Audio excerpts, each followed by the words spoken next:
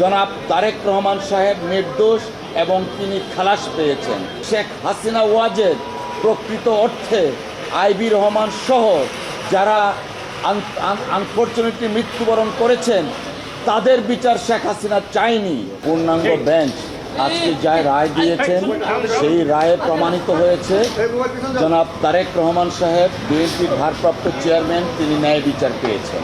আপনারা জানেন এই মামলাটা অত্যন্ত একটা হিনিয়াস ক্রাইম ছিল, কিন্তু শেখ হাসিনা ওয়াজেদ তার রাজনৈতিক উদ্দেশ্যে ব্যক্তিগত জিঘাংসা থেকে জনাব তারেক রহমান সাহেবকে অন্যায়ভাবে এই মামলায় অন্তর্ভুক্ত করেছিলেন।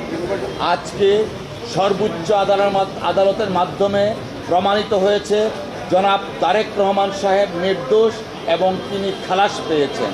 পাশাপাশি এইটাও এস্টাবলিশড হয়েছে শেখ হাসিনা ওয়াজেদ প্রকৃত অর্থে আইবি রহমান সহ যারা আনফরচুনেটলি মৃত্যুবরণ করেছেন তাদের বিচার শেখ হাসিনা চায়নি।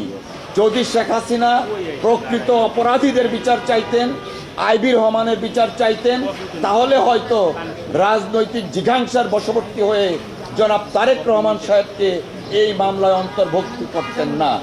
আমরা মহান আল্লাহর দরবারে আবারও শুকরিয়া আদায় করছি, জনাব তারেক রহমান সাহেব ন্যায় বিচার পেয়েছেন।